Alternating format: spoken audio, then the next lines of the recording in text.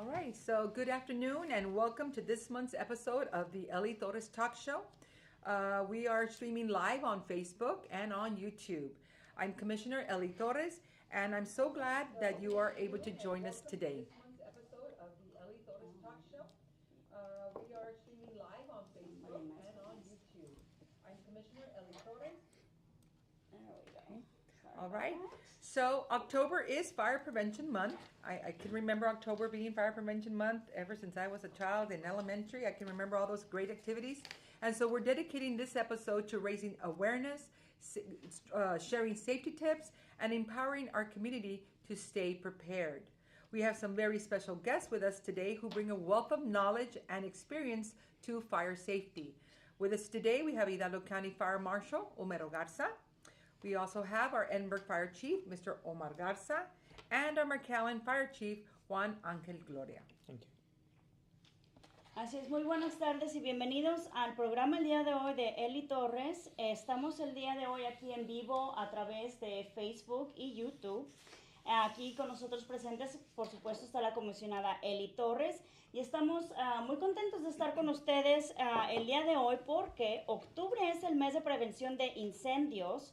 Y estamos dedicando este programa, este episodio, para poder hacer un poquito más de conciencia sobre este tema, compartir con ustedes consejos y darles también un poquito de información y empoderamiento a la comunidad para poder estar preparados para cualquier incendio. Con nosotros el día de hoy tenemos unos invitados muy especiales que traen con ellos mucha información y experiencia en seguridad contra incendios.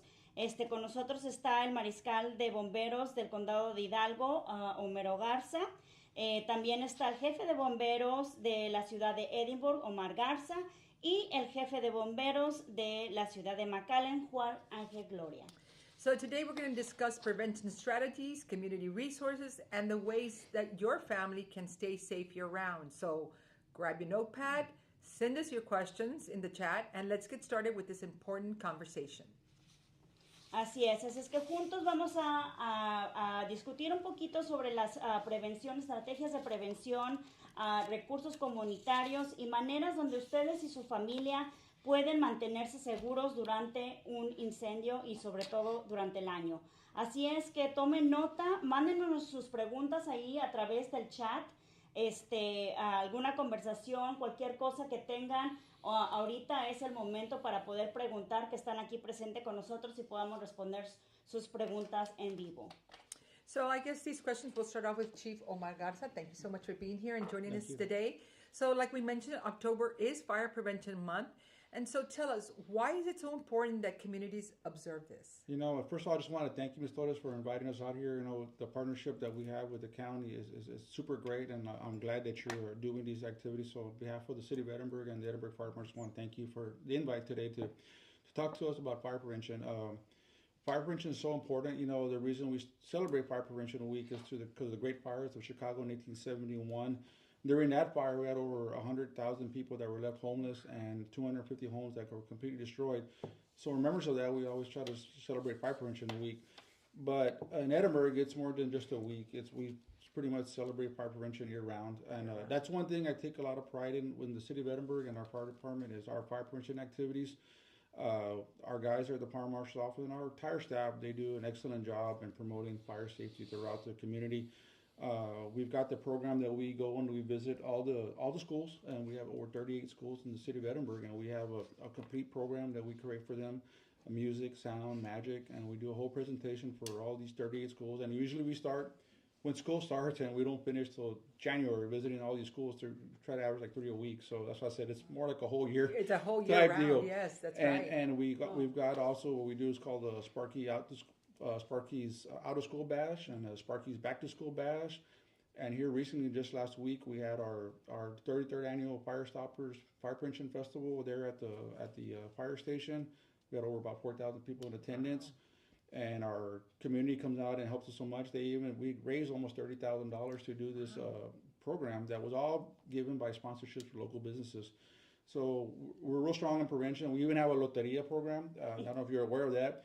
But we have our firemen that dress up like mariachis, and they go to all the adult daycares and they teach fire prevention. And we custom made the bingo to symbolize fire prevention. So instead of La Muerte, it's the fire extinguisher, and they give a little presentation. Then we give them prizes at the end of it. They get a little basket with fabuloso and cleaning supplies and stuff. So they're super. It's been a real good program. So we try to reach all the age levels. So like I said, something fire prevention, something in Edinburgh is something that we really push. And you know, if you've never been to a fire, you know, you never have a fire happen to you, and we see it all the time. So it's like a common nature to us, but it's a pretty devastating experience. You know, even a small fire, something like even a bedroom fire causes so much damage. And even with the fire extinguisher, we still got to go in there and put it out with the water and the smoke, and it's a big ordeal. So, you know, we want to prevent these fires from happening. And the last thing we want is somebody to get hurt or killed, right? So we're always trying to promote fire prevention and safety throughout the community. Wow. Ms. Laura? I was going to add to that, but I'm going to let her translate, and then I'll come back and add some more. Así es, la pregunta fue, octubre se reconoce como el mes de prevención de incendios, y la pregunta aquí para el jefe de bomberos Omar Garza fue que por qué es tan importante que las comunidades observen este día. Y más que nada él se enfocó mucho que realmente en la ciudad de Edimburgo realmente esto no nada más se celebra o se toma nota durante el mes de octubre, sino todo el año. Hacen diferentes actividades durante el año, sobre todo con las escuelas. Esto realmente comenzó con los incendios en Chicago en 1971, donde muchas personas sufrieron unos incendios y hasta 250 familias perdieron sus hogares. Así es que desde entonces se creó este día de la prevención, la conciencia para que toda la gente y la comunidad realice qué es la importancia de incendios y la prevención de los incendios. Así es que en la ciudad de Edimburgo tienen demasiadas actividades donde todo el año hacen junto con las escuelas. Durante el año visitan todas las escuelas donde hacen demostraciones y enseñan a los pequeños todo lo que significa la prevención de incendios, qué es lo que tienen que hacer, qué no deben hacer, cómo lo deben de hacer. Preparan a nuestros pequeñitos a crear conciencia y saber qué es lo que se debe de hacer durante un incendio. Y realmente dice él que se toma casi todo el año porque son varias escuelas, 28 escuelas, ¿verdad? 38. 38 escuelas en la ciudad de Edimburgo. Así es que ya para enero es como terminan y para visitar todas estas escuelas. También él comentaba que también hacen otros eventos como el Festival de Bomberos que acaban de tener, donde recaudaron fondos de $30,000 junto con la comunidad, donde la comunidad asiste. Así es que si se lo han perdido, búsquenlo próximamente. ¿El próximo es cada año? Cada año. Así es que tomen nota para que el próximo año puedan asistir. Otra manera de que ellos crean conciencia también es visitando todos los adult daycares, va a visitar a las personas de tercera edad y hacen juegos como lotería. Así es que en lugar de tener la muerte y cosas así, tienen varias cosas que pertenecen obviamente a lo que viene siendo incendios o los bomberos, y hacen juegos con ellos para poder crear conciencia sobre la prevención de incendios. Otra de las cosas que él comentaba es de que es muy importante que la gente se informe sobre los incendios, sobre todo porque desgraciadamente no nada más a veces es el fuego lo que realmente causa daño, sino también pues el agua y lo que viene siendo todo el humo. Así es que es muy muy importante y pues por supuesto gente puede salir herida o hasta puede causar muertes. Así es que por eso es que la ciudad de Edimburgo es muy activa y durante todo el año tratan de crear conciencia sobre la prevención de incendios. So, Chief Garza, what are some of the top fire hazards that we can find in a home that we often overlook, and what are some of the tips that you can provide for families to? You know, unfortunately, I would say the number one cause of fires is unattended cooking. You know, it's people, and that's nationwide. You know, and there's people. You know, and we live in such a busy world now, and people have sometimes 2 or 3 jobs, and they're hustling to get from one point to another, take their kids to practice, back and forth. They put something in the oven, they forget about it. They'll put something to cook, and that's probably the number one thing that causes house fires.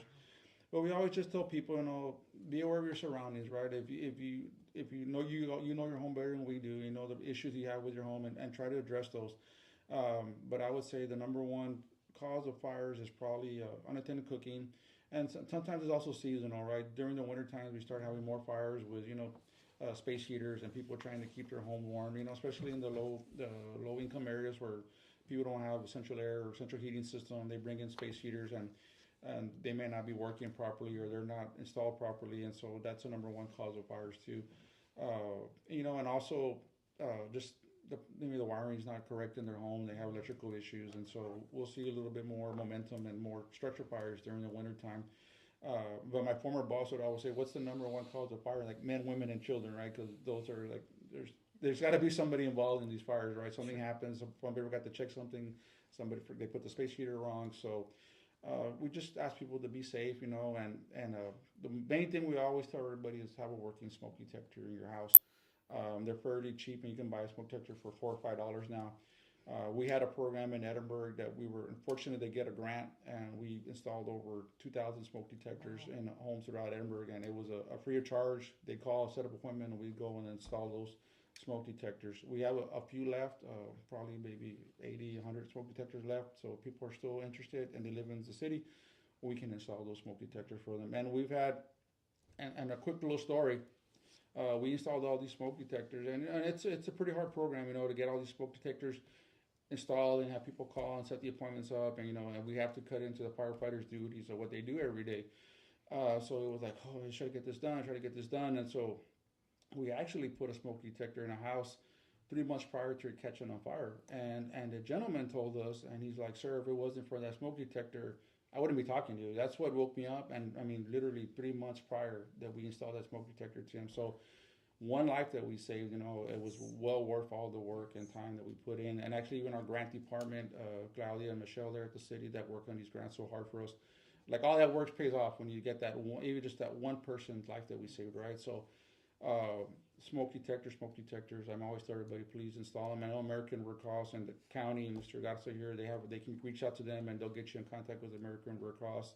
I'm sure Mr. Chief Gloria has a way of getting those smoke detectors, but they really do work. I mean, like I said, we've had fire. I've been in this career for 28 years, 30 years, and people have told us, that smoke detector saved my life. But to hear that one, you put that smoke detector and it saved that life, it was really, it hit home. Yeah. Yes. And I know that those smoke detectors also let you know when their battery is out. Oh, yes. Oh, my God. Usually happens in the middle of the night. In the middle of the night as well, yes. Yeah, don't get the broom and hit them or knock them down, right? Right. And right now, as we talk, is probably a good time for someone to go make Check. sure that their smoke alarms are working.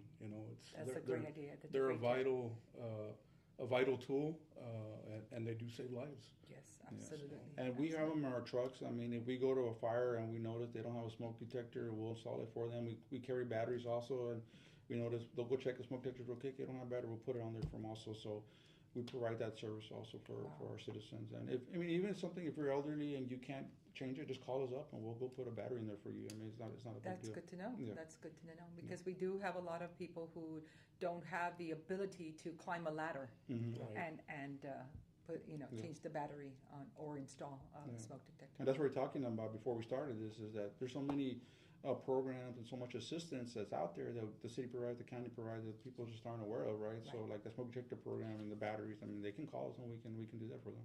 Wow, that's good to know. That's good to know. Así es, la pregunta fue si puede compartir con nosotros cuáles son el tipo de, ¿cómo se llama?, riesgos de incendios principales en el hogar. Y él nos comentaba que normalmente el más común es el cocinar y dejar la comida desatendida que se está cocinando. Es el número 1 causa de incendios en el hogar.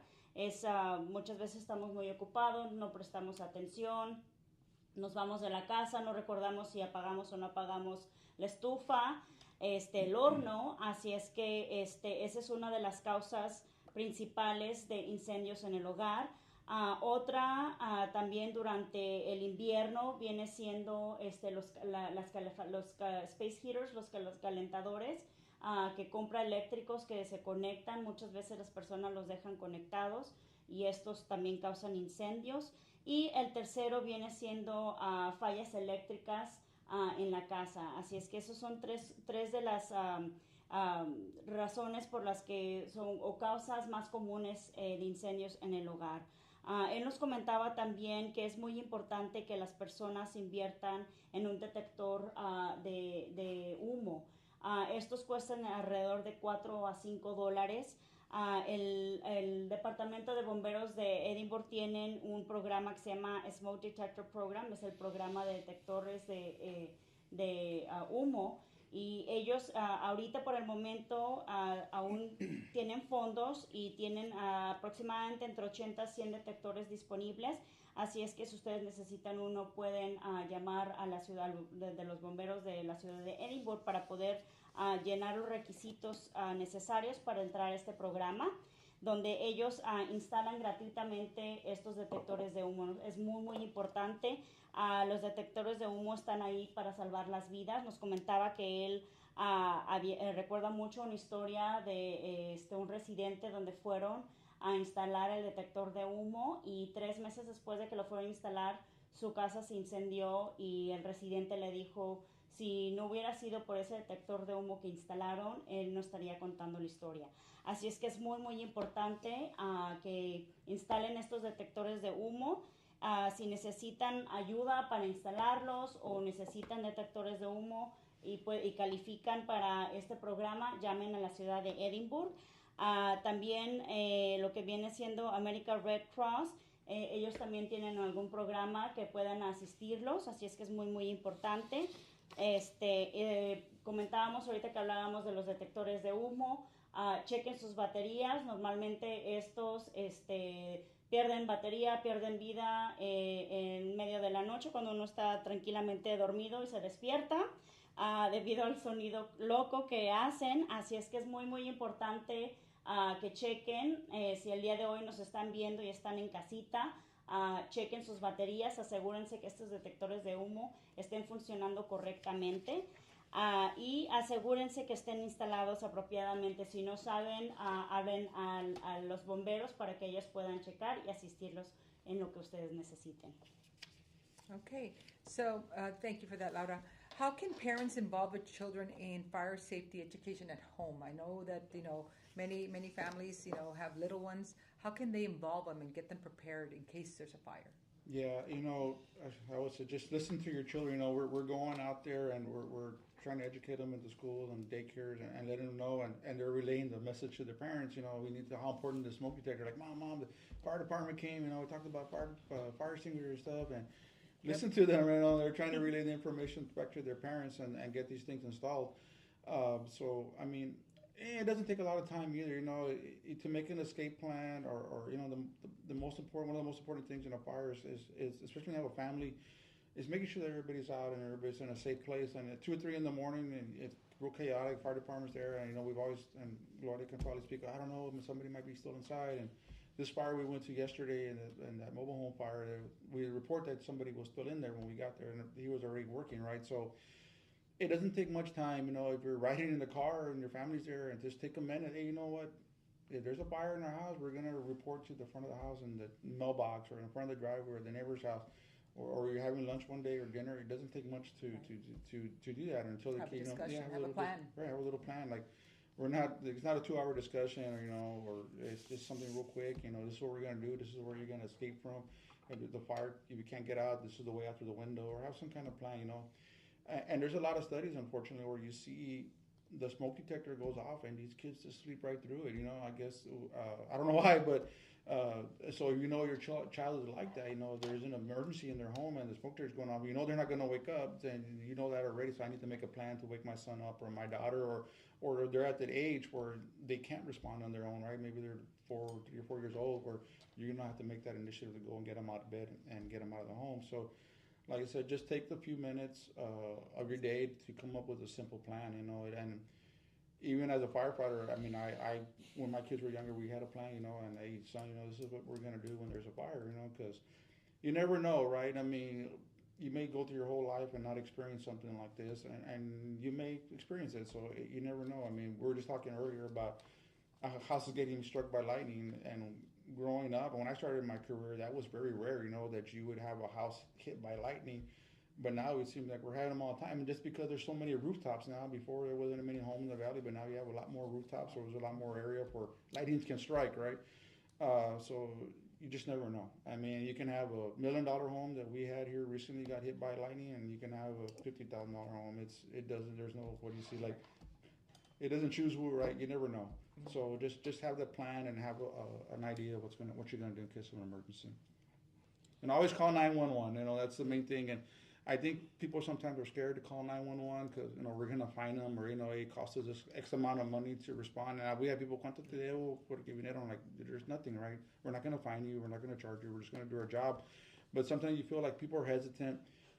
They try to extinguish the fire themselves, you know, and then by the time they can't go, okay, we can't extinguish it now, the whole room's on fire, and so then they call us, and that's already a delay. You know, call us first and then try to extinguish it. Right. So this way those units are responding. There you go. You know. Yeah, getting out and staying out.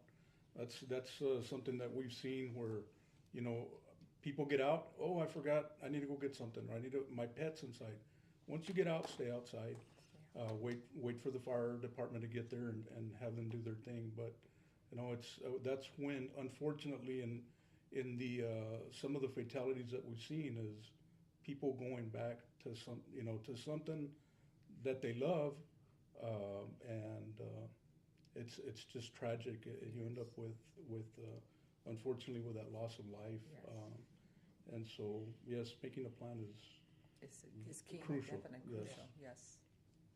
Muy bien, la próxima pregunta fue, ¿cómo es que los padres pueden involucrar a sus niños en la educación de seguridad contra incendios en casa? Y es muy simple. Número uno es escúchenlo. Como comentábamos hace rato, los bomberos visitan las escuelas, así es que esos pequeñitos tienen la información muy reciente en sus cabecitas, así es que si ellos llegan a casa muy emocionados a platicarles, siéntense, escuchen toda esa información, porque esa información es muy importante para ustedes como familia, para crear un plan de emergencia. Los niños con esta información los pueden guiar a que ustedes sepan cómo formar un plan de emergencia, o simplemente iniciar la plática con ellos para que ustedes les digan, ok, este va a ser el plan de la familia. Si llega a suceder esto, hay algún incendio, nos vamos a ver enfrente en el buzón o en la parte trasera. Ustedes como familia van a escoger y van a hacer su plan de evacuación. Así es que es muy importante que escuchen a estos pequeñitos. Esta plática es algo muy rápido, muy informal, puede ser mientras están comiendo o están en el carro. Es una plática muy simple y sencilla que pueden tener en cualquier momento con sus pequeños, pero es importante que la tengan para que ellos sepan qué es lo que deben de hacer, sobre todo cuando pase una emergencia. Algo que nos comentaba aquí el jefe de bomberos es que hay estudios donde citan que hay veces que los niños no escuchan la alarma, así es que se duermen, siguen dormidos cuando esta alarma está sonando. Entonces, si ustedes saben que sus pequeños, o el esposo, porque yo tengo un esposo que puede pasar un tren y no escucha nada, que no escuchan, tomar nota en ese paso de que, ok, tengo que levantar a mi hijo, a mi hija, a mi esposo, bla, bla, bla. Porque si son personas que pues, realmente no le escuchan y el plan es levantémonos, todos salimos corriendo, entonces una persona debe de ser la encargada de decir, ok, yo me levanto y hacemos esto. Así es que es algo de tomar nota. Aquellas personas que tienen el sueño muy pesado, asegurarse de que ustedes vayan a despertarlos y avisarles que hay un incendio. Otra que comentaba es una vez que estén fuera, manténganse afuera, no regresen a la casa, es muy importante. No saben la magnitud de este incendio, así es que nada de que se les olvidó algo. Una vez que salen, quédense afuera por su seguridad. Desgraciadamente ha habido varias muertes debido a eso, que las personas regresan adentro de la casa. Así es que una vez que salgan, manténganse afuera, es muy, muy importante. Otra cosa que es muy importante también es el hablar al 911 inmediatamente. No traten ustedes de apagar el incendio. Muchas veces las personas creen que a lo mejor hay un costo o por temor de hablar al 911 no lo hacen. Es muy importante, ellos están ahí para asistirnos, para ayudarnos. Es su trabajo y nos van a ayudar, no les van a cobrar absolutamente nada. No están ahí para alguna otra cosa más que para asistirles y asegurarse que ese incendio sea apagado inmediatamente. Así es que marquen el 911. Ya si ustedes marcan el 911 y tratan de apagarles otra cosa, pero primero marquen el 911 porque no es lo mismo un fuego que está comenzando pequeño a algo que ya se está esparciendo por todo el hogar. Así es que es muy, muy importante, marquen el 911 inmediatamente. Well, thank you, Chief Garza, for sharing that. We'll move on with our next chief here, Mr. Juan Angel Gloria from the Yes, city of ma'am. McAllen. So, Chief, I know that today there's a lot of lithium-ion batteries everywhere, Correct. especially our phones and e-bikes. What makes them a fire risk, and if they're not handled properly, of course? Yeah, so beyond, like you mentioned, beyond our phones, tablets, electronic devices, e-bikes, we also have the introduction of electric vehicles nowadays, and a lot of electric That's vehicles, true. Very true. have their charging systems inside the house. And so, bottom line, the challenge of battery fires, it's a real challenge that has increased and developed tremendously in the last decade. And so, by the end of 2025, which we're pretty much there, it is predicted that we have approximately 85 million electric vehicles, out there already just here in the United States. And that is just talking about electric vehicles. And so what makes them, what makes any type of battery fire, what makes it, so risky and so challenging was just the fact that once they ignite, they burn extremely, extremely fast. And so it doesn't give us any time to react. And when I say doesn't give us, I'm not referring to us firefighters. I'm referring to the occupants of the home. It catches fire and is a matter of seconds where you go to complete, almost an explosion, an electrical explosion, Wow. within the home. And so they're very fast. The fires develop extremely fast, extremely hot. And the other challenge is that, any fire is toxic. Any smoke is toxic. But when we go back in history to our legacy homes, that everything was organic, furniture was organic, the wood, the components of the structure of the building was organic, to now everything's synthetic. And now on top of synthetic, now we have all this electrical, these batteries that produce other fumes that on top of toxic, there is toxic on top of toxic, the health hazards and the way in which this fires develop is just so fast, and it doesn't give the occupants an opportunity to react. Mm-hmm. And so, ironically, through public education and through other, fire prevention safety measures, fires have actually decreased, the number of fires. However, the number of fatalities still have increased. And that is because of how fast and how lethal, how toxic these fires are. And so, to answer that question, about the risk of all these e-bikes and all these electronic devices is just how fast and how toxic they are. Wow.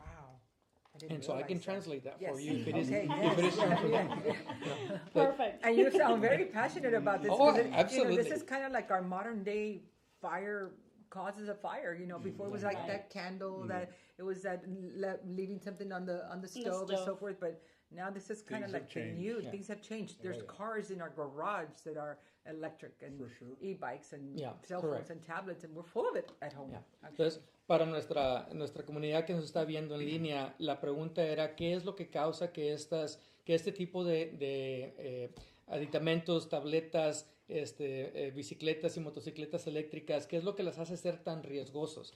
Y la respuesta es muy simple, es de que hoy en día todo tipo de aditamento electrónico que tiene este tipo de baterías, incluyendo también vehículos eléctricos, que ahora es básicamente algo muy predominante en nuestro país, que estudios nos han dicho que para finales de este año 2025 se predice que en Estados Unidos existan hasta tentativamente 85 millones de vehículos eléctricos y que aparte de las estaciones eléctricas de recarga que son públicas, pues obviamente los propietarios de vehículos eléctricos tienen que tenerlos conectados dentro de su hogar, dentro de su cochera para poder obviamente seguir utilizándolos. Entonces, nuevamente, regresando a la pregunta, ¿qué es lo que los hace tan riesgosos?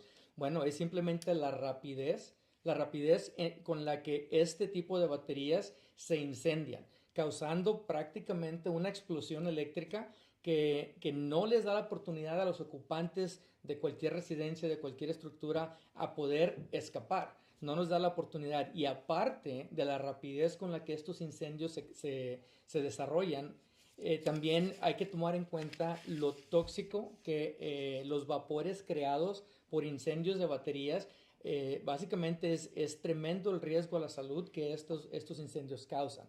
Entonces estamos hablando que si regresamos un poquito en la historia, las casas, el tipo de construcción, no únicamente de estructuras, pero también el tipo de construcción de todo lo que tenemos en el interior de nuestro hogar, todo era materiales naturales, materiales orgánicos, madera, algodón, etc. Eventualmente, como seguimos avanzando en las décadas 50, 60, 70, 80, todo empezó a ser un tanto más sintético. Todo vienen siendo productos derivados del petróleo que obviamente causan incendios a que sean no un tanto más tóxicos, pero también más calientes, y obviamente la rapidez con la que esos incendios se desenvuelven es un poco más rápido. Y ahora, encima de todo eso, agregamos lo que viene siendo las baterías ahora de todos este tipos de aditamentos, nuevamente desde vehículos hasta teléfonos, motocicletas, bicicletas eléctricas.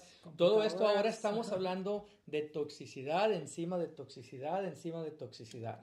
Entonces, con eso en mente, nuevamente la rapidez con la que se desenvuelven, la toxicidad, los peligros a la salud, los niveles de temperatura que se crean dentro de esos incendios, no nos da la oportunidad. Y esa es la razón también porque las estadísticas nacionales nos muestran que aunque en el transcurso de los años la cantidad de incendios ha disminuido gracias al tipo de construcción, gracias a la educación pública en los programas como los que el comandante Omar estaba comentando, gracias a todos estos esfuerzos de educación pública, hemos disminuido la cantidad de incendios a nivel nacional, pero sin embargo, aunque existen menos incendios, han existido más fatalidades, y nuevamente es por la rapidez y la toxicidad de estos incendios. Y ahora hablando de incendios derivados de baterías, estamos hablando de un riesgo y de un reto muy grande que tenemos no únicamente como país, como comunidades,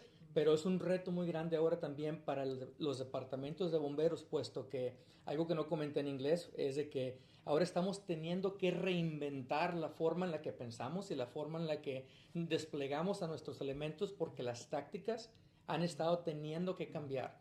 Y el equipo que utilizamos nosotros, y las tácticas y las estrategias ya no aplican a ciertos de estos incendios. Entonces, el reinventar la forma en la que trabajamos es crucial, y existen muchas cosas que aún no existe suficientes datos, suficiente información para poder determinar. Entonces estamos aprendiendo día con día, incendio por incendio. Wow. So what are some of the warning signs that a lithium-ion battery might be dangerous or defective? And of course, I know that a lot of it has to do with the storage of these devices, and how do you properly, store these, or where do you, if you have your car that has to be charged, like where is the best place to put those charging stations and things like that? Correct. So, what are the warning signs? Let's get straight to the question. Warning signs, right out of the gate, any battery that you see that is starting to get swollen, any batteries that you're starting to see any kind of leakage, any battery that is starting to get hot without it even being plugged in, any battery that is starting to lose its charge right away and you keep on having to charge it or keep it longer in the charger, that's a battery that don't even take a chance, stop using it. And that leads us also into how to properly dispose of them. Okay, so the conventional idea of throwing it out on the kitchen, garbage can, or throwing it on your garbage can that you have in your garage, or even the garbage can outside that you happen to have leaning right against your home. Those are things that even by themselves on their own they can self-ignite, and before you know it, your house is on fire. And so those are some of the very basic warning signs. But leading to the disposal of it. Even entire communities, cities, municipalities, counties, precincts, going back to there is not enough data right now. It is important, it's very easy to say we need to dispose of them properly, but then the question is, define dispose of it properly, And so a lot of times people look to us as fire departments and we may not even have the answer. And so that's where we are beginning to lean on, and this is not to wash our hands, and this is not to diffuse the responsibility to, but we're starting to lean more and more on our local recycling centers. And we're leaning on them and asking them, what is the proper way to recycle? And so what is it that we tell to our community? Well, get with your local authorities, with your local recycling center and inquire with them. They may already have a program in place for receiving and properly recycling and processing these discarded batteries. Your community, your city, your municipality may have a program. They may not have a program, but believe me, just like us firefighters are starting to figure it out how to handle these fires, our recycling centers, our communities, our municipalities are also starting to try to figure it out. What are we going to do with this? Because this is a fast developing challenge, environmentally speaking as well. And so we got to be careful with that. And before we even get, trying to step back into the prevention thing, before we even get to batteries that are, swelling up and stuff like that, it is also very important to make sure that a lot of times your batteries go bad and, okay, well, let me order another battery and let me get into website so-and-so and let me order another one. Oh, this one is cheaper. It comes from X, Y, and Z country, right? And so the question is, are you buying the right battery? Are you using the right charger? One thing is a big no-no, and we're very good at, sometimes, no DIY, let me fix this charger because something's wrong with it, or let me fix this battery because this little terminal is bad. Do not do anything DIY. Buy from reputable, preferably from the manufacturer original, from that e-bike or from that tablet or from that cell phone. Those knockoff, special sales online, God knows where those things are coming from. Try to avoid that because statistically speaking, the little data that we have show that most of the fires and most of the fatalities derive from aftermarket, non-safety regulated, like from the UL, Underwriters Laboratory. Anything that has not been properly tested, do not buy that. Do not buy that for the safety of your family, for your own safety, and for that of your property. And so those are just some of the general tips related to, damaged batteries or damaged, chargers, using things that are compatible to it. Stick to the manufacturer, stick to the real deal, so that you can avoid getting to the point in which I have the wrong battery with the wrong charger. Before you know it, that battery is going to start swelling up, start leaking, and then, go into thermal runaway, and your guess is as good as mine as to what can happen. Wow, that's a lot of information. As a matter of fact, I can think right now, for lunch, I went over to try to get a battery for my phone because my phone hasn't been keeping its charge. And it actually gets hot when I'm charging it. And I'm like, you know what? Something's not right here. I think I need a new battery. I went over to the AT&T place. They said, oh, no, you need to go to the Apple store or one of these other iPhone places. And so I went there and then I kind of looked up the price on it. And when I saw the same price as the Apple store, I said, you know what? I'm going to go to the Apple store for the same price. Just get the right stuff. Because this was a little standalone little... You can't go wrong with the right stuff. The saying, you get what you pay for goes a long way. Yes. And so, those laboratory tested products, like the chief says, extension cords, for your home. That applies to everything, actually. To everything, yeah. It's just something that we need to. That's a message that we always deliver is when you're going to go buy these products, whatever it is, make sure that it has space heaters. Make sure the RUL. Another certified. thing on space heaters, people will buy them and they need to heat an area in the corner and they'll run an extension cord. Well, space heaters are not designed to be plugged into an extension cord, and we continue to do it. We continue to do it. We continue to see these fires, but again, appreciate the opportunity to be here to bring up these topics. Very, very important. And we could be here all day. And they, as fire chiefs, preparing their crews to these new, firefighting tactics. I mean, Well, because our homes are full of technology. Oh, items. for sure, Yeah. for Yeah, sure. that they all have Yeah. these batteries. I mean, Yeah. everywhere. So, And I think, like Chief Gloria said, this is all new to all of us. I mean, the technology is always improving. When we went to the academy 30 years ago, there was no electrical vehicle fires. I mean, what was that? I mean, and now we're preparing for electrical vehicle fire. We're buying equipment. We're buying fire blankets that we can put on top of these vehicles so we can extinguish them, because we can pour 100,000 gallons of water and we will never put them out. They're going to continue to burn. So wow. we're having to order these blankets, and they're Wow. $3,000 a shot, and we put them on their vehicle, and there's a one-time use. Which is a question that I had. How do you put out a fire from? Oh man, well you're. Oh. It's It's gonna sound bad to like say. not water. It's gonna sound bad to say your guess is as good as mine, but I mean Even though- there's a few theories out there. Uh-huh. But let me tell you, I mean one of the things or one of the cases that is trending right now, as we speak right now, here in the very recent past on the West Coast, there was a vehicle fire that sent the entire crew of firefighters, 4 or 5 firefighters, to the hospital, and some of them still haven't come back to the job. Some of them may not come back to the job. And so the big deal, and just to try to give you an idea of how is forcing us to change how we think and how approach things. I mean, conventionally, nowadays, a conventional car, you get a report of a car fire, your apparatus shows up, you can park about 50 feet away from the car, pull your 100-foot line and, or 150-foot line tops and go around it and, knock it out and the first minute or two and overhaul it and technically you're done. And the worst thing that can happen is that a tire is going to pop and it's going to scare you, but that's about it. Vehicles really do not explode like you see in the movies unless they have an LPG tank. But, what's the worst thing that's going to happen? The fuel tank is going to rupture and you're going to get... bumper's going to go flying. the bumper's going to go flying. You're going to get a little flash and, okay, we may need to put some foam. The end, right? Is that toxic? Absolutely. All the plastics and everything in the car? Yes, absolutely. And so we wear the air pack and so on. You can go back to the 80s and even the 90s and we still fought car fires without airbags. No big deal, right? Well, it was a big deal in terms of carcinogens, but no big deal in terms of anything else, right? Nowadays, speaking of this particular incident that is making it around the fire service community nationwide and worldwide, is that fast tracking this scenario. Now they're starting to recommend that you need to park about 300 feet away from a car because the fumes, it's not even on fire, it's just the fumes of the battery, leaking out and starting to go into thermal runaway. It's not even on fire. As a matter of fact, that was a vehicle that was involved in an accident.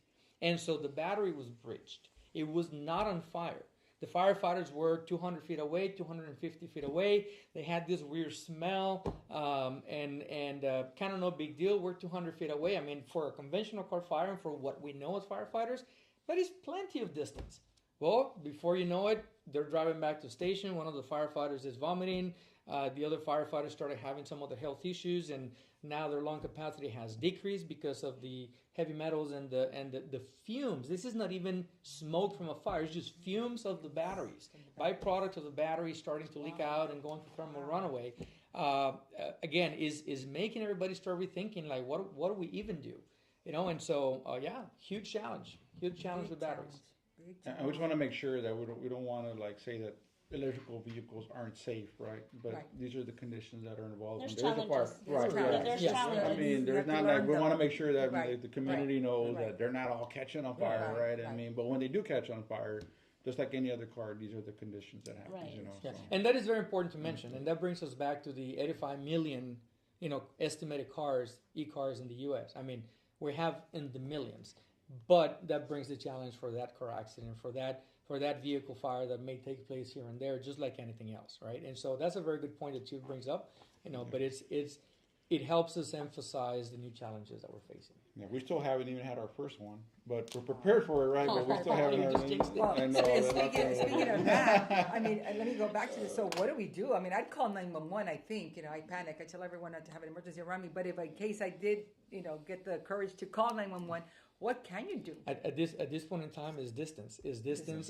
and call depending on the scenario, absolutely call 911 automatically. distance yourself from the vehicle, and let your first responders get there. And whether we have the blankets or not, or whether if it's something that is going to prompt applying some kind of water, depending on what section of the vehicle is burning, or if it means bringing a lot of dirt, if it means bringing, other resources that may be needed to bury this fire in dirt or something. There's different applications, different theories, different methods that are, making the rounds But around that's the for a U.S. vehicle. What about for some smaller items in your home? Smaller items in your home, call 911 right away and get out. We talked about, getting out and stay out. At the first sign of any kind of issue with any kind of battery, get out quickly. You have no idea how fast. Seconds. I'm talking about seconds. If a battery gets into true thermal runaway, this is going to happen in seconds, violently, with a lot of flame, heat, and a lot of toxic on top of toxic smoke. And so get out, call 911, let us get there, and then we'll sort it out. And that's a good point that Chief Gloria brings up. A lot of people think, because the movie's right, that the fire is what actually kills or injures people, but it's really the smoke and all the toxic toxins. Chemicals and odors and the gas. That's what kills people, not the fire. Yeah, all the all the oil stuff. It was like the chief says. Back in the day, it was all wood, cotton. Right. And cotton fiber. Now it's all synthetic. Urethane, all synthetic urethane. So very, very toxic. Going back real quick, just right here, we have them sitting right here on our tabletop. I've got two of them right here. I've often harp on the family, when they're charging their phones. My daughter especially, I know she's watching, but they have the habit of putting their phone on the bed, on the charger, and sleeping, and then they roll over on it. And we have seen fire incidents where that happens. Sitting on a couch, but they're very, very dynamic fires for such a little device. There are some videos online where you can see people, it was caught on some kind of surveillance camera where somebody's literally like on their phone doing something, and then it just goes off, and it's like, they get burned, they get injured. That's why I need to go get my battery replaced. Yes, ma'am. But Mr. Gloria, I know we said a lot, and you volunteered to say it in Spanish, so I'm going to hold you to it. Okay, so let's see what we can Resumen remember. rápido. Sí. Es mucha información. En resumen, hablamos de muchas cosas al respecto, pero la pregunta fue ¿cuáles son los signos de peligro que podemos detectar en nuestras baterías de nuestros aparatos eléctricos? And so, básicamente, uno de los signos más obvios es cuando vemos que nuestras baterías empiezan a hincharse o empiezan a inflarse, o que empieza a haber algún cierto, alguna fuga básicamente los contenidos internos de las baterías, ¿verdad? Esos son los signos más obvios de que esa batería ya no está en buenas condiciones y que debemos de desecharla. Pero eso nos llevó al tema de cómo las desechamos de una forma apropiada, segura, y que también es bueno para el medio ambiente. Entonces, con eso en mente también hablábamos de que nuestros centros locales de reciclaje, ya sea en su municipio, ya sea en su condado, de que posiblemente ellos ya tengan algún plan. Pero como esto es nuevo para todos nosotros, al igual como nosotros de bomberos estamos tratando de crear nuestras propias y nuevas tácticas y estrategias de cómo combatir estos riesgos, también nuestros centros locales de reciclaje están empezando a aprender a cuál es la forma correcta, segura y obviamente, como lo mencionaba, buena para el medio ambiente para poder desechar estos artículos. Entonces, es importante que cuando desechemos estas baterías, que no simplemente las desechemos en los botes de basura dentro de nuestro hogar, en la cocina, en la cochera, y aún a veces cuando los tiramos en el bote de basura hacia afuera, muchas veces nosotros tenemos nuestro bote de basura junto a nuestro hogar, junto a nuestra casa. Entonces, en el dado caso de que esas baterías que hemos ya desechado llegaran a básicamente incendiarse, pues obviamente también tendríamos el riesgo externo de un incendio en nuestro hogar. Entonces, se les recomienda de que contacten a su centro de reciclaje local para que ellos les puedan guiar, ya sea que ya tengan ellos algún programa específico o que por lo menos puedan asesorarnos en cómo hacer esto de una forma segura.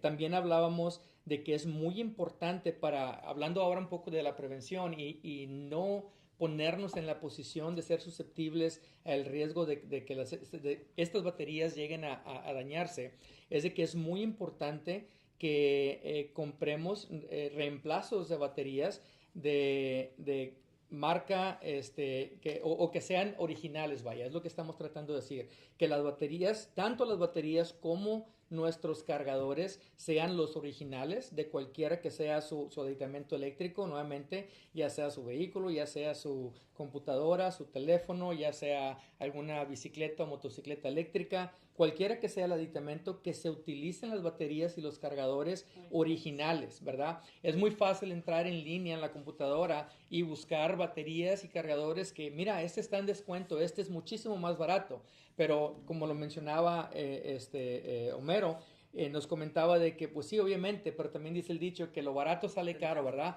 O de que obtenemos el equivalente a lo que pagamos. Entonces, sí, vamos a encontrar en línea, en el internet, vamos a encontrar baterías y cargadores que son un tanto más baratos, pero obviamente corremos el riesgo de que no estamos obteniendo el cargador o la batería correcta, no sabemos quién la construyó, no sabemos de qué procedencia vienen, no sabemos si han sido validadas por entidades como la UL, que es una organización que básicamente se encarga de checar y asegurarse que todos estos aditamentos eléctricos estén fabricados de una forma correcta y tan seguro como puedan ser. Entonces, nuevamente, es muy recomendable que, aunque son más baratos, que no compren eso, que compren artículos de marcas que han sido checadas por seguridad correctamente y que construyeron esas baterías y esos cargadores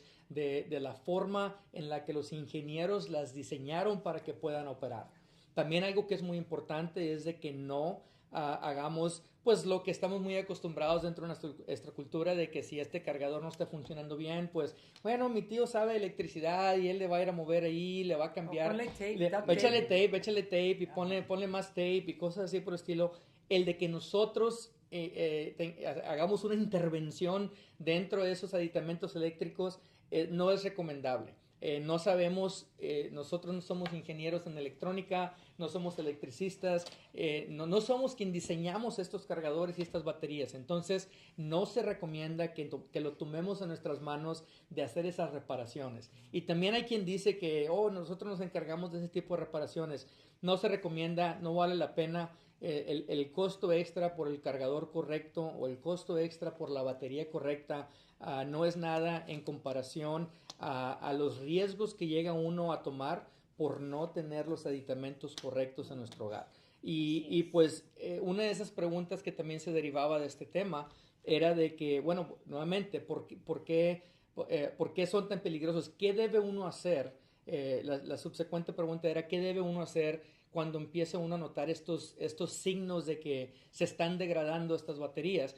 Y qué debe uno hacer es inmediatamente, si vemos que se están calentando, o que están empezando a fugar, o que están empezando a incendiarse, salir de la casa muy rápidamente. Y no hay momento más crucial que el día de hoy de decirles de que cuando decimos inmediatamente, significa inmediatamente, puesto que repetimos, este tipo de incendios, cuando estas baterías llegan a ese punto en el que se incendian de una forma explosiva, muy rápida, en cuestión de segundos, con mucha temperatura, con mucha toxicidad, que podemos subestimar lo rápido que sucede y para cuando ya acordamos ya no podemos salir. Entonces es muy importante inmediatamente salir del hogar, mantenernos afuera, llamar al 911 y dejar que nuestro personal de emergencia llegue ahí para poder asesorarlos en la situación y ver cómo es que podamos mitigar la situación que tengamos. Wow, sí. Y hoy en día hay muchas cosas electrónicas que tenemos y esto es algo nuevo. Así es. Todos tenemos que estar al tanto que ya no nomás es un calentador o dejar la comida en la estufa, sino que también hay que estar al tanto de las baterías y como decía Mr. Garza acá también, que muchos de los niños les gusta pluguear dormirse con el celular en la cama porque ahí está abajo de la almohada o debajo de la almohada eso es muy peligroso. Muy peligroso, así es. So thank you so much for sharing that. Yes, we'll move on with Fire Marshal Homero Garza from Hidalgo County. So I know all three of you began your careers as volunteer firefighters. Can you share what inspired you to take that path of a volunteer firefighter? You know, my career, and I thought about this question and kind of went back into my childhood, we all have that tia. In my case, my grandma. She loved the action, and anytime we're little, anytime she heard the fire trucks or the ambulance, vamos a ver qué pasó. And so Esa es otra cosa, eso es el chismoso. Ambulance chaser, ambulance chaser. Eso es otra cosa, eso es el that was chismoso. us, getting into the car and driving down the road to see To what go had see what was happened. going on. So Yeah. from a very You want to be the informant. a very early age, that piqued my interest. As a young adolescent, I had a couple of cousins that were volunteers in a local fire department, and I remember that we would go around and hang out at the firehouse, and they would stand around to wait for calls, and they would get the call and they would go and they'd come back and they'd talk about it. And so when I got to the age of being able to serve in the capacity as a volunteer, I went over to my local fire department. In that case, we're living in Alamo, and I signed up, and sure enough, got selected, and honestly, it's probably been the one of the best decisions that I've ever made. Is to volunteer. You're sitting amongst three individuals who have, with the fire chief, my compadre, over close to 40 years that I've known him. Chief Gloria, I've known him from when he first came to Hidalgo, and volunteered as a young man. The desire to serve, has always been big in all of us. I've been in it for a little over 30 years. And so, yes, we are passionate about what we do and how we do it. But the volunteering component has really shaped me into the individual that I am today. And for that reason, when we talked about doing this podcast and topics, I said, we need to focus on volunteerism. There's a decline in volunteerism. There's been some challenges through history. In the early 80s, there was some issues with volunteerism. And here we are, 2020s, in 2020, they came out with another study of where volunteers were low by 20%. And so there's things that go on in history. I think that 9/11, that really encouraged people to go serve, and then things kind of cooled down, and then it stopped, and then 2020 comes our pandemic, and so here we are. Caused a little spiral. Caused a little spiral, absolutely. In the volunteers. And so, yeah, it really was. It formed me into the person that I am today, and so for that I'll always be appreciative of it. Yeah, we as the Edinburgh Fire Department, we were one of the biggest volunteer fire departments. When I first started in 1997, it was me, Chief Economides, Sean Snyder, and Richard Drury, and Marty, our secretary. We were only 5 paid employees. We had over 100 volunteers. All the 3 stations, we only had 3 stations at the time, they were all manned by volunteers. And here we go, 25 years later, 28 years later, we're almost 100% paid. Every station is manned, and we've gone now to almost 90 paid firefighters and 25 volunteers, so it's completely flipped, right? So like Mr. Garza was saying, volunteerism has slowed down, but it also is harder, though. I mean, to volunteer than it was before. I mean, like I said, low life is a little bit more demanding, where people are having more than one jobs to keep up, and then taking their kids to practice and going back and forth. So and before, the employers are real good about letting their employees go and respond. The school district would allow them, and some of the business in Edinburgh would, go for the fire and come back, but you don't see that anymore, and it's hard. I mean, to let the employees go out, but we still try to keep the tradition in Edinburgh. We still have a volunteer base of men and women that we keep there, and they're good assets. And like Mr. Garza said, I started my career as a volunteer 18 years old, and actually Homer's the one who took me to the fire station for the first time, and I had never even been to the fire station. Like, let's go check this out. I think you might like it. And I was. He was being like his grandma. Yeah, he was being his grandma. I was like, Tú también eres chismoso. No, no, chismoso. It's 'cause he was going on. That's what chismoso. But I mean, he's the one that pretty much got me involved in the fire service. You know, and I enjoyed it, and I never turned back. You know, this is what I want to do, and it's my career, and it's been a good experience for me. You know, and I really enjoy it. I can't see myself doing any other thing. You know, I think God put me on this path, and it worked out for me. So it was a really good experience. But like I said, volunteerism, we encourage it as much as we can, especially for young men and women who aren't sure about their path. You know, like, I mean, try it out. Right. I mean, Exactly. I we was still just got thinking that. We still got this program here in Edinburgh, and I think Hidalgo still has a volunteer program, and there's several cities throughout the valley that still have a volunteer program. And we've had, I mean, just like myself, there's a lot of us that have come from being a volunteer because, like, it's just, I don't want to do this or not. Well, here's your opportunity to find out. Like, it may not be for you, you know. Right. So if anybody's interested in being a volunteer, just come by the station, and we'll sign you up. So I'm going to add a couple of elements to this whole challenge of volunteerism, and that is, you know, just to give an example, you know, every department that ever existed started with volunteers. The end. I mean, fire service is rooted in volunteerism.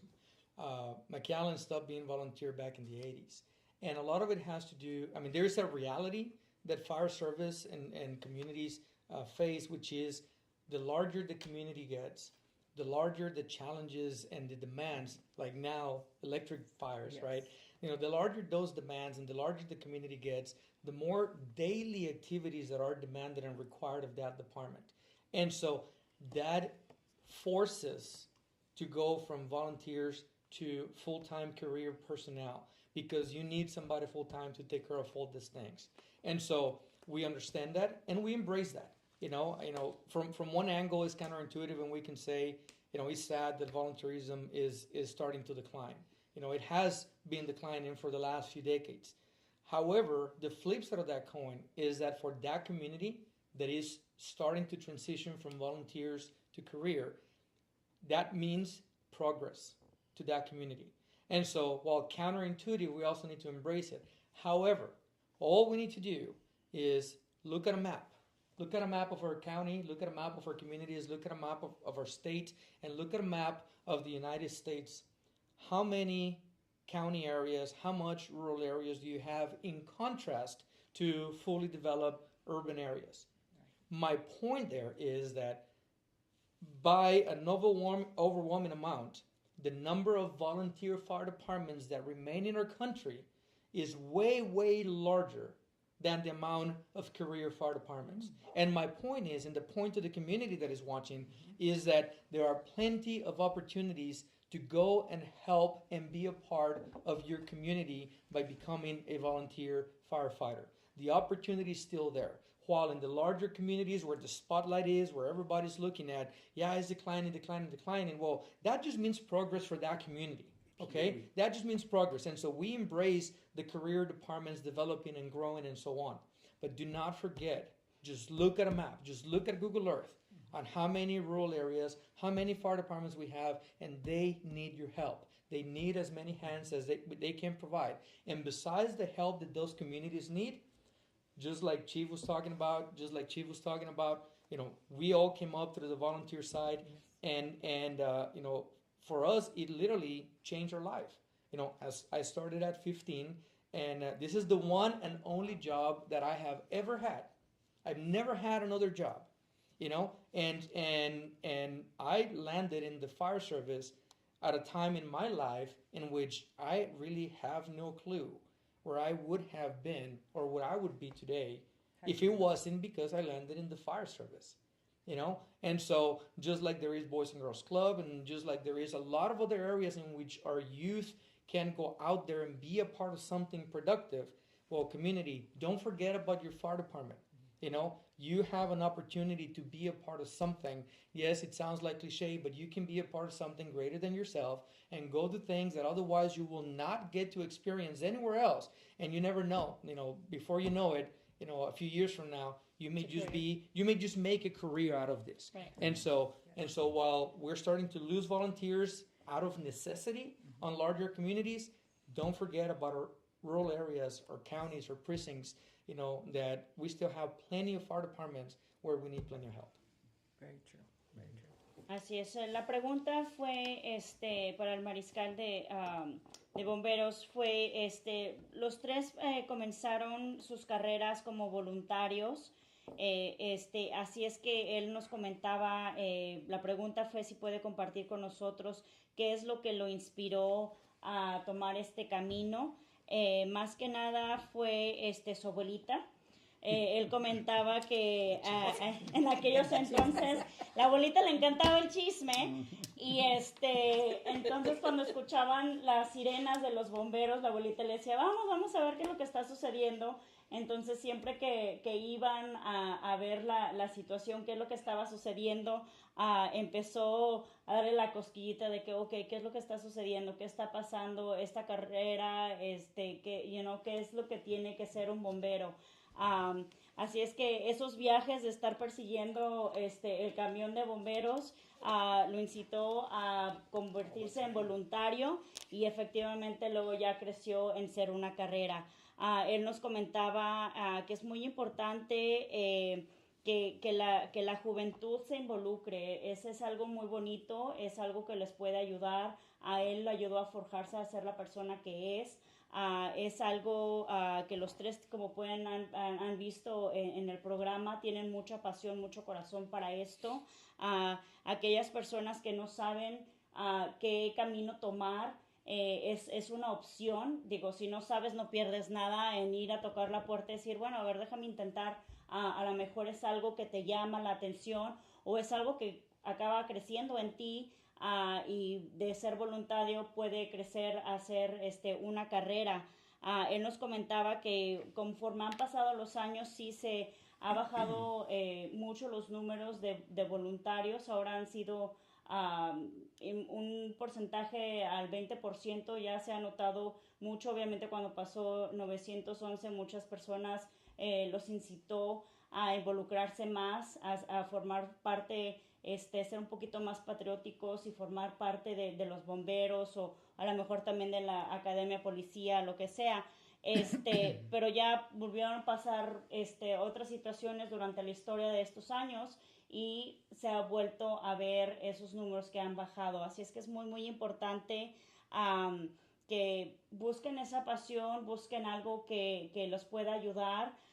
Es algo que a lo mejor comentábamos también hace rato que sabemos que ahorita los tiempos están un poco difíciles y hay personas que a lo mejor no tienen el tiempo porque tienen 2, 3 trabajos para poder sostener a la familia, pero sí hay estudiantes, hay jóvenes que a lo mejor nada más están estudiando y no tienen la necesidad de trabajar y a lo mejor quieren hacer algo, buscar algo que puedan incitar o buscar que a lo mejor puedan hacer en ustedes. Esta es una opción definitivamente.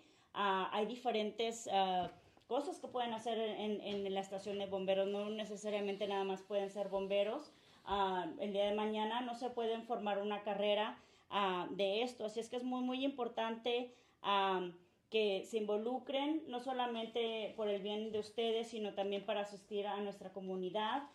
Es algo que les va a ayudar a crecer, forjar un mejor camino y sobre todo encontrar algo. Como pueden ver, ellos tres comenzaron como voluntarios, tienen una pasión y un amor a esto y como comentábamos hace rato, la carrera de bomberos está evolucionando también como está evolucionando la tecnología. Antes nada más eran incendios por fuego porque dejabas la velita prendida porque no había luz.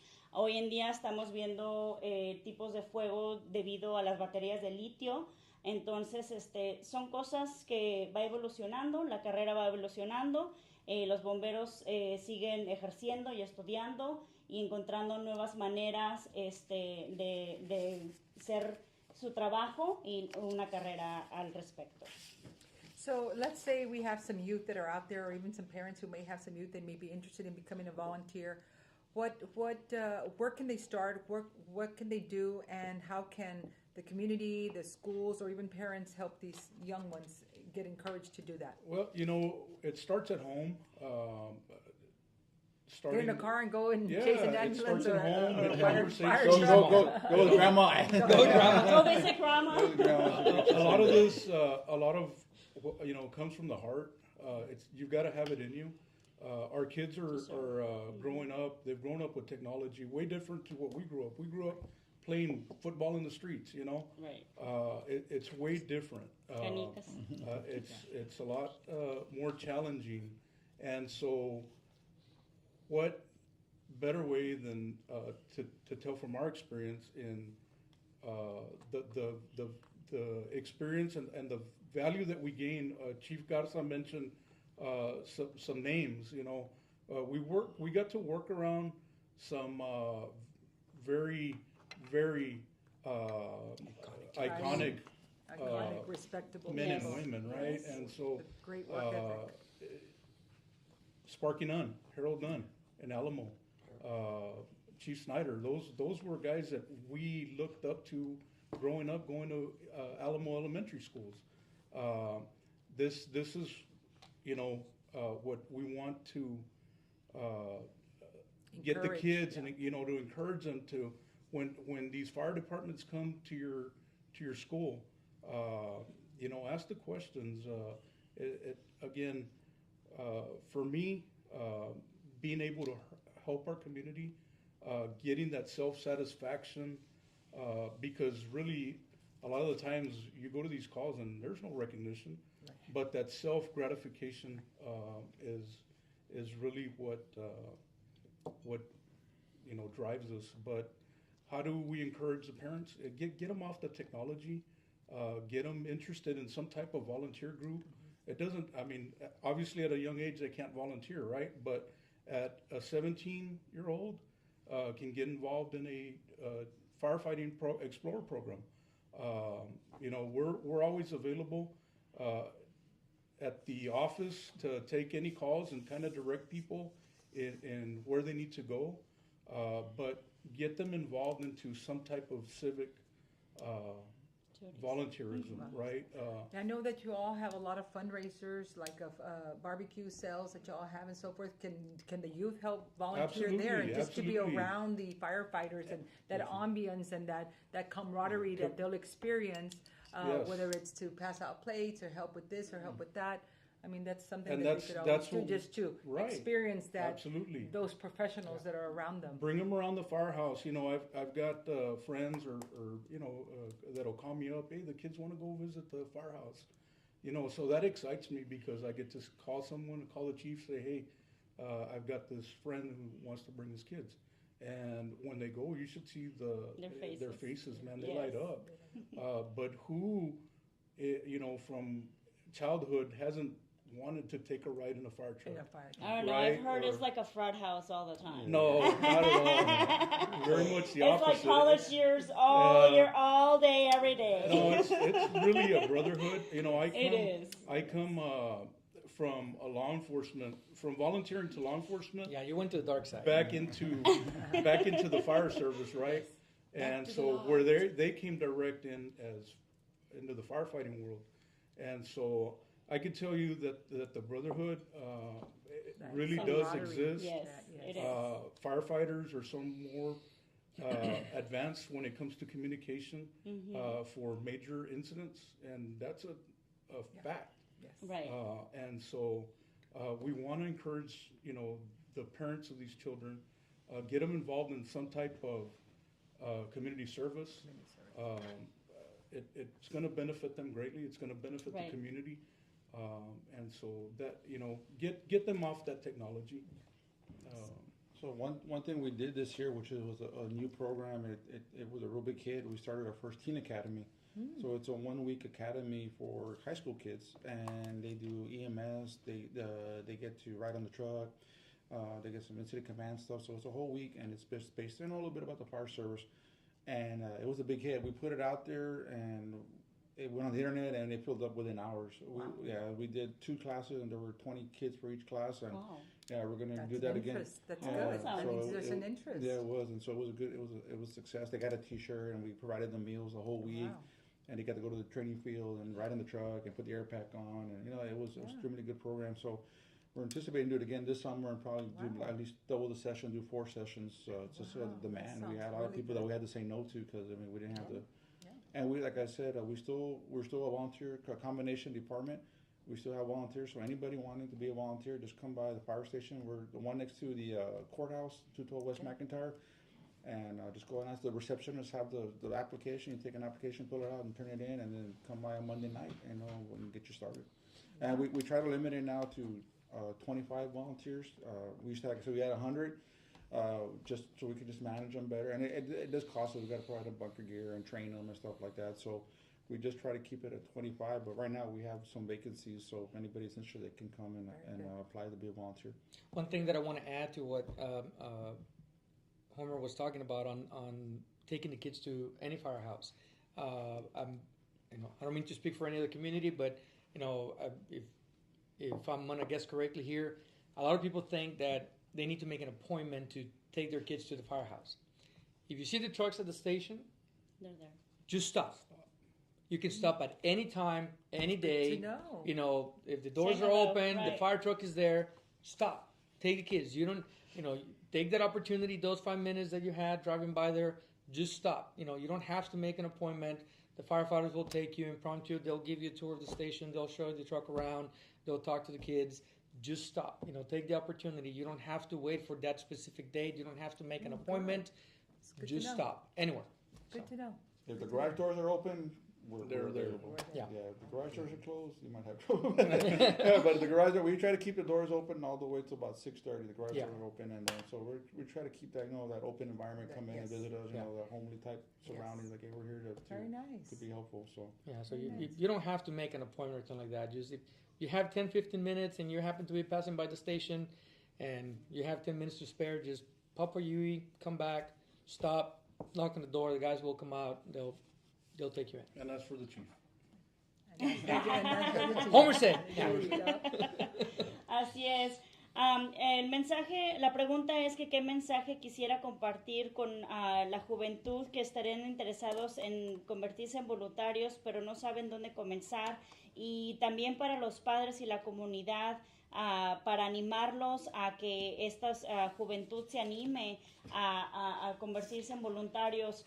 Y básicamente es, obviamente que esto es un trabajo de mucho corazón, ¿verdad? Tener el corazón para poder servir a tu comunidad. Es muy importante que los padres también, sobre todo, le quitemos la tecnología a los niños. Hoy en día los tiempos son diferentes. Los niños están muy ocupados en el iPad, en la televisión, en los juegos, la tecnología. No están tan involucrados en la comunidad, así es que el paso número 1 es quitar estos electrónicos, involucrar a los pequeñitos, y a veces también uno como padre involucrarse a llevar a los niños a ser voluntarios en el departamento de bomberos, en la comunidad, en lo que sea. Durante el año a veces ellos tienen eventos donde necesitan voluntarios, ya sea para pasar platos o cobijas, o depende de lo que sea el evento. Los voluntarios obviamente siempre son bienvenidos, así es que esa es una forma de empezar a involucrarse. Es muy importante que los niños lo vean desde pequeñitos y que se involucren. Para los jóvenes, esto pues también les ayuda a forjarse un poquito más, tener un poquito más de experiencia, madurar. Tal vez, como comentábamos antes, no saben qué carrera tomar. Aquí nos comentaba el jefe de bomberos que en Edinburgh tienen una academia para adolescentes. La tuvieron este año, fue la primera, y fue todo un éxito, se llenó inmediatamente. Esta academia fue de una semana, y los participantes aprendieron no solamente con los bomberos, pero también de primeros auxilios y cosas así. Así es que es muy, muy importante involucrar a los pequeños. Van a volver a hacer esta academia. Estén al pendiente para poder firmar o anotar a sus hijos para que formen parte de esta academia. También existe el programa para los jóvenes de 17 años que se llama Firefighter Explorer. Es un programa donde ya a los 17 años te puedes formar parte de este programa, y puedes comenzar a ver pues realmente lo que se trata, ¿verdad? Como comentábamos, el primer paso es ir a tocar la puerta, informarte. La estación de bomberos, como comentaban ellos, siempre está dispuesta, las puertas están abiertas, no necesitan hacer una cita, pueden simplemente, si van pasando y los niños de que, ay, mira la estación de bomberos, párense, siempre y cuando estén los bomberos ahí, les pueden dar un tour, les pueden dar información, pueden preguntar para cómo pueden involucrarse, como comentábamos, tienen diferentes eventos, a lo mejor como familia pueden participar, pueden hacer donaciones, hay muchas maneras que se pueden involucrar y esto puede ayudarlos a ustedes, a sus hijos, a la familia y más que nada pues a la comunidad y pues sobre todo a nuestros bomberos que hacen mucho por nosotros. Así es que es muy importante involucrarse y aquellas personas que a lo mejor estén interesados, padres, denle la oportunidad a sus pequeños si les está llamando la atención es por algo, a lo mejor lo tienen en su corazón y es su llamado y si es así, como ellos comenzaron como voluntarios y ahora han forjado una larga carrera de esto y están aquí con nosotros sentados platicando sobre todo lo que han podido hacer aquí para nuestra comunidad. So we want to thank our incredible guests for being here with us today and sharing all your experiences, your passion, and of course your knowledge.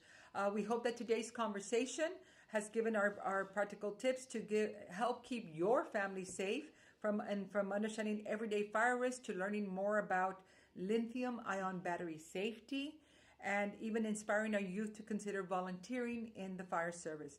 I want to remind everyone that October is Fire Prevention Month, but fire safety is something we should practice every day of the year. Like you mentioned earlier, just to even cover Fire Prevention Month with the schools, you actually start in September, going into January. So again, this is a month that we really focus on that fire prevention. And again, we want to remind our viewers that have a plan and to be safe is always the best tip that we can offer anyone. Yes, Slava?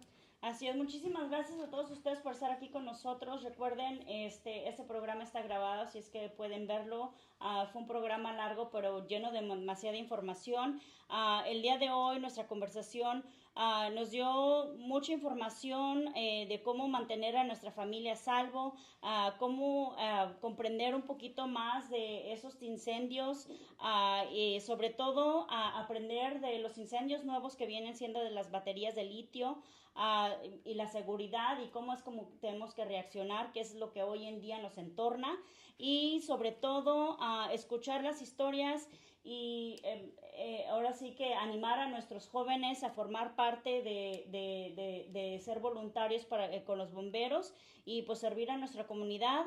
Acuérdense que octubre es el mes de prevención de incendios, pero hay que practicar todos los días la seguridad contra incendios. Así es que no olviden toda esta información que les dimos y practíquenlo con la familia y asegúrense de que sus hogares estén preparadas para cualquier emergencia. So thank you for tuning in to the Eli Torres Talk Show. Be sure and follow us on Facebook and on YouTube, and don't miss future conversations that